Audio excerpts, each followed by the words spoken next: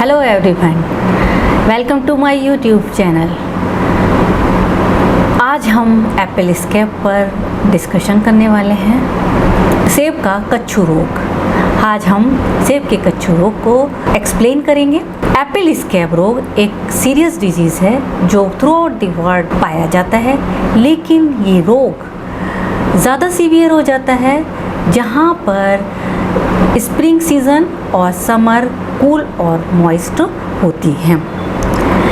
ये रोग सबसे पहले स्वीडन में 1819 में रिपोर्ट किया गया था। इंडियन सब कॉन्टिनेंट में एप्पल स्कैब सबसे पहले कश्मीर वैली से और लाहौर से, जो आज पाकिस्तान में है, 1935 में रिपोर्ट किया गया था। ये रोग हिमाचल प्रदेश में 1977 में रिपोर्ट किया गया था। इसके बाद जम्मू एंड कश्मीर में 1973 में और हिमाचल प्रदेश में सीरियस एपिडेमिक हुए। जम्मू कश्मीर में एपिडेमिक हुआ 1973 में और हिमाचल प्रदेश में एपिडेमिक हुआ 1982-83 में, जिसमें कि पूरे के पूरे ऑर्चर्ड्स को इन्फेक्ट कर दिया था। एप्पल स्कैब की वजह से टोटल फ्रूट प्रोडक्शन का 70% या उससे अधिक लॉस हो सकता है। एप्पल स्कैब के सिम्टम पत्तियों पर और एप्पल के फ्रूट पर दिखाई देते हैं। इसके जो सिम्टम जो सबसे पहले आते हैं पत्तियों की निचली सतह पर, यानी कि पत्तियों की निचली सतह पर इसके सिम्टम दिखाई देते हैं सबसे पहले, जो कि ओलिवेशियस कलर के यानी जैतूनी हरे रंग के धब्बों के रूप में दिखाई देते हैं, जो बाद में ये धब्बे डार्क ब्राउन कलर के हो जाते हैं और उसके बाद ब्लैक कलर के हो जाते हैं और वेलवेटी हो जाते हैं। बाद में ज़्यादा स्पष्ट रूप से धब्बे पत्तियों की ऊपरी सतह पर दिखाई देते हैं। ये स्पॉट्स फिर डार्क हो जाते हैं और इनकी सरफेस जो है, पत्तों की सरफेस जो है, डार्क ग्रेइश और वेलवेटी हो जाती है। ये जो धब्बे हैं, ये धब्बे जो है ज़्यादा गोल हो जाते हैं और सिम्टम्स जो दिखाई देने लगते हैं वो ड्राई, कॉर्की और स्कैबी दिखाई देने लगते हैं। जो पुरानी पत्तियां होती हैं उन पर ये सिम्टम्स ज़्यादा स्पष्ट रूप से, यानी कि उनकी जो आउटलाइन है, रूपरेखा ज़्यादा स्पष्ट रूप से दिखाई देने लगती है। ये लीजन्स जो आप यहाँ पे लीजन्स देख रहे हैं, ये लीजन्स अलग अलग रह सकते हैं या दूसरे जो डायग्राम में आप देख रहे हैं ये आपस में जुड़कर एक बड़ा धब्बा बना लेते हैं। जब सीवियर इन्फेक्शन होता है तो लीव्स जो है, यानी कि एप्पल की जो पत्तियाँ हैं वो छोटी रह जाती हैं, कर्ल हो जाती हैं, यानी कि घूम जाती हैं और उनकी शेप बिगड़ जाती है, डिस्टॉर्टेड हो जाती है। एप्पल स्कैब के लक्षण एप्पल के फ्रूट पर छोटे, रफ, खुरदरे, काले, गोल लीजन के रूप में दिखाई देते हैं। इन सेब पर धब्बे के सेंटर जो है कॉर्की हो जाता है और जो इसका परिपक्व सेब होता है, मैच्योर फ्रूट होता है, उस पर धब्बे के चारों तरफ येलो कलर का हेलो दिखाई देता है। इसी तरह के सिम्टम्स जो है इसके ब्लॉसम्स पर, फ्लावर्स पर, सेपल्स पर और इसके पेडिकल्स पर भी दिखाई देते हैं। जब एप्पल स्कैब का इन्फेक्शन सीवियर होता है तब फ्रूट जो है प्रीमैच्योरली गिर जाते हैं, समय से पहले गिर जाते हैं। यहाँ पर आप ये डायग्राम में देख सकते हैं, खुरदरा सिम्टम है। एप्पल स्कैब डिजीज़ एक फंगस के द्वारा होती है जो एस्कोमाइसिटीज़ का है। इसका नाम है वेंचूरिया इनइक्वालिस। ये डिजीज़ मेलस स्पीशीज़ पर इफ़ेक्ट करती है। इसकी एनामॉर्फ यानी कि कोनिडियल स्टेज है स्पाइलोसिया पोमी। ये यहाँ पर फंजाई का क्लासिफिकेशन दिया गया है। अब आते हैं हम पैथोजन। इसमें जो इसकी सेक्सुअल स्टेज है वेंचूरिया इनइक्वालिस पर होती है और एसेक्सुअल स्टेज इसकी किस पर होती है, स्पाइलोसिया पोमी पर। तो वेंचूरिया इनइक्वालिस इसका सैप्रोफिटिक नेचर होता है, यानी कि मृतोपजीवी होता है, मृत पदार्थों पे सर्वाइव करता है, जबकि स्पाइलोसिया पोमी इसका परजीवी पैरासिटिक नेचर का होता है, परजीवी नेचर का होता है, यानी कि जीवित पर जीवित रहता है। इस फंगस का कवक जाल इंटरनल होता है और जो एपिडर्मल सेल और क्यूटिकल इन दो के बीच में स्थित रहता है, यानी कि सब क्यूटिकुलर होता है। इस तरह से ये होती है इसकी क्यूटिकल, ये होते हैं इसके epidermal cell plant host surface के।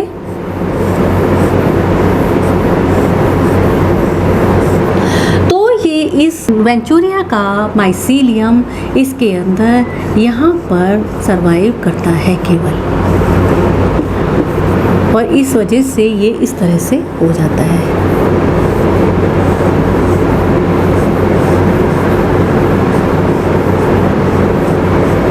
यहाँ पर ये पूरा इसका माइसीलियम रहता है। कोनिडिया इसका सिंगल सेल्ड होता है, लेकिन अक्सर ये 2 सेल्ड हो जाता है ड्यू टू सेप्टेशन। इस सेल के अंदर सेप्टेशन हो जाता है जिससे इसके 2 सेल बन जाते हैं। ये यूनिन्यूक्लिएट होता है, यानी कि एक न्यूक्लियस प्रेजेंट होता है, ब्राउन या ऑलिव कलर का होता है, और इसका एक सिरा दूसरे सिरे के कंपैरिजन में पतला होता है, नैरो होता है। इस टाइप का कोनिडिया स्पाइलोसिया टाइप का कहलाता है, और ये इसकी कैरेक्टरिस्टिक शेप होती है, इसका विशेष लक्षण है। ये कोनिडिया छोटे इरेक्ट कोनिडियोफोर पर बनते हैं। ब्राउन जो कोनिडियोफोर ब्राउन कलर के होते हैं। ये कोनिडियोफोर माइसीलिया के घने जाल पर, माइसीलिया जो अच्छा सा घना जाल बना होता है उसमें ये कोनिडियोफोर बनते हैं, और ये कोनिडियोफोर पुश करते हैं लीफ क्यूटिकल को नीचे से। जब कोनिडियोफोर्स पे बनेंगे तो लीफ क्यूटिकल पर इस तरह से पुश करेंगे, और जब ये पुश करते हैं तो इसकी वजह से क्यूटिकल यहाँ से रप्चर हो जाती है, और ये मास ऑफ कोनिडिया और कोनिडियोफोर सरफेस पर दिखाई देने लगता है, जिसकी वजह से जो यंग स्कैब होता है उसकी वेलवेटी अपीयरेंस होती है। इस डायग्राम में आप इसको बहुत अच्छे से देख पा रहे हैं। ये क्यूटिकल यहाँ पर फट गई है, और ये कोनिडिया और कोनिडियोफोर इस सरफेस पर आ गए हैं, और इस सरफेस की ब्राउन वेलवेटी लुक दे रहे हैं। इस फंगस की फ्रूटिंग बॉडी स्यूडोथीसियम होती है, जो कि एस्कोगोनियम जो इसका फीमेल पार्ट होता है और एंथ्रीडियम जो इसका मेल पार्ट होता है उनके फ्यूज़न से बनती है। और जो मैच्योर स्यूडोथीसियम होता है वो स्फेरिकल होता है, गोल होता है, डार्क ब्राउन से ब्लैक कलर का होता है, और इसमें एक पतली सी चोंच बनी होती है। इस चोंच के सिरे पर एक ओपनिंग होती है जिसको कि हम ऑस्टियोल कहते हैं। इस पेरिथीसियम के अंदर, जैसे ये पेरिथीसियम बना, इसके अंदर यहाँ पर एस्कस रहते हैं, और एस्कस के अंदर एस्कोस्पोर्स बनते हैं। एस्कस है वो लंबे सेक-लाइक थैलेनुमा होते हैं, और इसमें 8 स्पोर लीनियर फॉर्म में अरेंज रहते हैं। ये इस डायग्राम में आप देख पा रहे हैं, ये सीडोथीसियम है जो गोल है, और इसकी चोंच बनी हुई है पतली सी, और इसमें एक छेद दिखाई दे रहा है आपको, ऑस्टियोल। ये एस्कस है जिसके अंदर एस्कोस्पोर्स बने हुए हैं। एस्कोस्पोर्स ब्राउन या येलोइश या ओलिवेशियस कलर के होते हैं। ये 2 सेल्ड स्पोर्स होते हैं जिसमें कि कैरेक्टरिस्टिक फुटप्रिंट शेप होती है। फुटप्रिंट यानी कि पैरों के आकार का स्ट्रक्चर, पैरों के आकार का स्ट्रक्चर। ये शेप आप यहाँ डायग्राम में देख सकते हैं, एस्कोस्पोर्स का फुटप्रिंट शेप। और इसके आप डायग्राम में देख रहे हैं कि इसके जो 2 सेल हैं वो एक छोटा सेल है, एक बड़ा सेल है, यानी कि 2 अनइक्वल सेल है एस्कोस्पोर के। तो इसी से जो वेंचूरिया इनेक्विलिस का इनेक्विलिस नाम जो है वो इसी से आया, जिसका मतलब है अनइक्वल साइज के सेल। अब इसका मोड ऑफ स्प्रेड और एंड सर्वाइवल। ग्रोइंग सीजन के टाइम पे जब इसका सीज़न चल रहा होता है तो एप्पल स्कैब का जो फंगस है केवल कहाँ पाया जाता है, जब मैंने बताया आपको क्यूटिकल और एपिडर्मल सेल्स के बीच में पाया जाता है। लेकिन जब इन्फेक्टेड लीव्स पेड़ से टूटकर नीचे पत्ती ज़मीन पर गिर जाती है तब ये और मर जाती है। पेड़ से टूटकर जब ज़मीन पर गिर जाती है और मर जाती है तो जो ये फंगल माइसीलिया जो केवल उस एरिया में कन्फाइंड था क्यूटिकल और एपिडर्मल सेल्स के बीच में, वहाँ से पूरे पत्ती को कोलोनाइज कर लेता है। इसके सेल के एपिडर्मल सेल के नीचे पेलिसेड टिश्यू और मेसोफिल सेल्स सब में जाकर ये अपनी कॉलोनी बना लेता है। ये पैथोजन जनरली इमेच्योर सीडियोथीसिया के रूप में गिरी हुई पत्तियों पर ओवरविंटर करता है, लेकिन जब माइल्डर क्लाइमेट्स होता है तो ये फंगस इन्फेक्टेड बर्ड्स में भी ओवरविंटर करता है, लेकिन तब ये कोनिडिया प्रोड्यूस करता है जो कि प्राइमरी इनोकुलम को बनाता है। लीफ डेब्रिस में लीफ के गिरने के 1 महीने बाद सीडोथीसियल इनिशियल्स बन जाते हैं और डोरमेंसी पीरियड में प्रवेश कर जाते हैं। सीडोथीसिया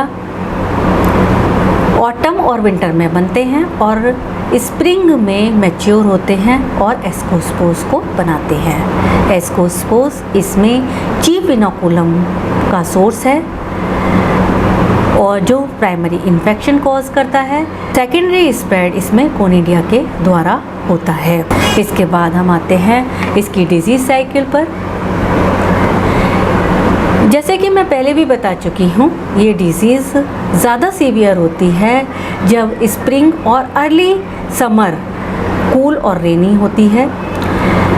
ये डिजीज़ इनफ्रीक्वेंट हो जाती है और लगभग एब्सेंट हो जाती है जब ड्राई और हॉट समर वेदर होता है। जब सीडोथीसिया, जैसे आपको मैंने अभी बताया, ये डिजीज़ फॉलिन लीव्स में सीडियोथीसिया के रूप में सरवाइव करती है और अब जब रेनी कूल वेदर आता है यानी कि स्प्रिंग आता है तब ये सीडोथीसिया वेट हो जाता है, थॉरोली वेट होता है और पानी को अच्छे से एब्जॉर्ब करने के बाद ये स्वेल कर जाता है और इसके बाद इसके अंदर उपस्थित एसाई एक्सपेंड करते हैं, विस्तार करते हैं।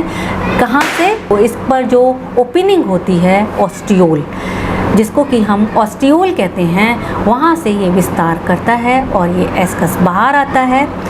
अब एस्कस से एस्कोस्पोर्स बलपूर्वक डिस्चार्ज होते हैं और ये जो एस्कोस्पोर हैं वो हवा के द्वारा या हवा चालित बारिश के द्वारा प्लांट पर ले जाए जाते हैं, लीव्स पर और फ्रूट्स पर ले जाए जाते हैं। ये वहाँ पर इन्फेक्शन कॉज करता है। इन्फेक्शन एस्कोस्पोर्स से इन्फेक्शन कॉज होने के लिए जब वो अच्छे से मॉइस्चर, सफिशिएंट मॉइस्चर प्रेजेंट होना चाहिए, तभी ये ब्लॉसम्स और लीव्स पर इन्फेक्शन कॉज कर सकते हैं। ये एस्कोस्पोर यहाँ पर जर्मिनेट करते हैं और प्राइमरी इन्फेक्शन कॉज करते हैं और ये जर्म ट्यूब पेनिट्रेट करके क्यूटिकल और एपिडर्मल सेल्स के बीच में पहुंच जाती है और माइसीलियम डेवलप करती है। इस माइसीलियम को, जैसे मैं पहले बता चुकी हूँ, सबक्यूटिकुलर माइसीलियम कहते हैं। अब ये इस पे लीव्स पर इन्फेक्शन कॉज कर देती है, लीफ पर भी और फ्रूट्स पर भी इन्फेक्शन कॉज कर देती है। जब ये लीजन्स बन जाते हैं फ्रूट पर या लीफ पर तो 9 से 30 दिन के बाद इसमें एसेक्सुअल कोनिडिया बनते हैं। ये एसेक्सुअल कोनिडिया इसकी एसेक्सुअल लाइफ साइकिल को चलाते हैं और ये एसेक्सुअल कोनिडिया यहाँ से डिस्पर्स होते हैं हेल्दी लीव्स पर और डेवलपिंग फ्रूट्स पर। वहाँ पर ये अपना सेकेंडरी इन्फेक्शन कॉज करते हैं और इस तरह से ये एसेक्सुअल लाइफ साइकिल कंटिन्यूएशन में चलती रहती है जब तक कि मौसम इसके अनुकूल रहता है। जब ज़्यादा कंडीशंस कूलर हो जाती हैं, ठंडा वेदर हो जाता है या मोर रेजिस्टेंट कल्टीवर्स होते हैं तो लीजन्स का एक्सपेंशन स्लो हो जाता है, छोटे लीजन बनते हैं जिसकी वजह से सेकेंडरी साइकिल्स की संख्या कम हो जाती है। इन्फेक्शन जो कोनिडिया और एस्कोस्पोर्स के द्वारा होता है वो जो है मॉइस्चर और टेम्परेचर पे बहुत ज़्यादा डिपेंड करता है। अगर मॉइस्चर लीफ पर और फ्रूट पर नहीं होगा तो ये इन्फेक्शन आगे नहीं फैल सकेगा। ये बहुत ज़्यादा मॉइस्चर इसके लिए चाहिए। वेट एक्चुअली वेट लीफ चाहिए, वेट फ्रूट चाहिए। अब जब ये इन्फेक्शन के बाद लीफ में जब इन्फेक्शन हो जाता है, ये लीफ जो है गिर जाती हैं, पेड़ों से नीचे ज़मीन पर गिर जाती हैं। अब यहाँ पर इसकी सेक्सुअल लाइफ साइकिल शुरू होती है। ये ज़मीन में गिर जाती है तो ये जो माइसीलियम जो अब तक सब क्यूटिकुलर था, जैसे कि मैं पहले भी बता चुकी हूँ, वो पूरे में कोलोनाइज कर देता है, इसके मेसोफिल टिश्यूज़ में भी, पेलिसेड टिश्यूज़ में भी। और उसके बाद ये यहाँ आप डायग्राम में देख रहे हैं, इस पूरे में इसका माइसीलियम फैल गया है, यानी कि माइसीलियम पूरा इंटरसेलुलर हो जाता है। क्योंकि ये हेट्रोथिलिक फंगस है, इसलिए इसमें दो तरह के स्ट्रेन होते हैं, जो एक एंथ्रीडियम बनाता है, एक एस्कोगोनियम बनाता है। ये फर्टिलाइज करके स्यूडोथीसिया के इनिशियल्स बना लेते हैं, जो आप यहाँ डायग्राम में देख रहे हैं। ये स्यूडोथीसिया फंगस को पूरे विंटर्स में सरवाइव करने का काम करता है, और फिर जब फेवरेबल कंडीशन आती है, मॉइस्ट वेदर आता है, वेट वेदर आता है, तब ये मॉइस्चर को एब्जॉर्ब करता है और फिर इसकी साइकिल दोबारा से चल पड़ती है। ये यहाँ पर इस डायग्राम में आप पेरिथीसिया बने हुए दिख रहे हैं, जो फॉलन लीव्स पर बने हैं, और ब्लैक कलर के ये सरफेस पर दिखाई दे रहे हैं। और इन्हीं से ये जो है, जो सरफेस पर दिखाई दे रहे हैं, ये एस्कोस्पोर रिलीज करने के लिए तैयार हैं। अब आते हैं हम इसके मैनेजमेंट पर। सबसे ज़्यादा ज़रूरी है इसका क्लीन कल्टीवेशन। इसमें जो गिरी हुई पत्तियां हैं या प्रून्ड मटेरियल है, उनको इकट्ठा करके डिस्ट्रॉय कर दो, जिससे कि इसकी जो विंटर में सेक्सुअल साइकिल होती है उसको हम ब्रेक कर सकें, रोक सकें। इसके बाद केमिकल्स का स्प्रे, जैसे कि ट्राइडमॉफ 0.1% का स्प्रे कर दें फ्लोवरिंग से पहले। बियरिंग स्टेज से पहले 0.25% मैंकोजेब का स्प्रे कर दें। 5% यूरिया का स्प्रे करें जब ऑटम में लीफ फॉल होने वाला हो, उससे पहले। 2% यूरिया का स्प्रे बड ब्रेक से पहले करें। ये इस तरह से हमने ट्री की डिफरेंट स्टेजेस में फंजीसाइड्स की टेबल बनाई है, ये हमारी बुक से ली गई हुई हैं। सिल्वर टिप से ग्रीन टिप जब होने वाली है, तब कैप्टाफॉल 200 ग्राम और कैप्टन 300 ग्राम और मैंकोजेब 400 ग्राम का स्प्रे करें। पिंक बड या 15 दिन के बाद, पहले स्प्रे के 15 दिन के बाद कैप्टन 250 ग्राम, मैंकोजेब 300 ग्राम का स्प्रे करें। जब पेटल्स गिरते हैं तब कार्बेंडिजिम का 550 ग्राम का स्प्रे करें। 10 दिन के बाद इसके कैप्टन 200 ग्राम या मैंकोजेब 300 ग्राम का स्प्रे करें। फ्रूट सेट होने के 14 दिन बाद कैप्टोफॉल 150 ग्राम का स्प्रे करें। अब जब हम स्प्रे कर रहे हैं तो स्टिकर्स का ऐड करना ना भूलें। टीपॉल और ट्रिटॉन 6 ml पर 10 लीटर ऑफ स्प्रे फ्लूइड पर आप इसको ऐड कर सकते हैं। ये हुआ हमारा एप्पल स्कैब। उम्मीद करती हूँ आपको समझ में आया होगा। कोई भी क्वेरी हो तो आप मुझे कमेंट बॉक्स में लिख के पूछ सकते हैं। धन्यवाद।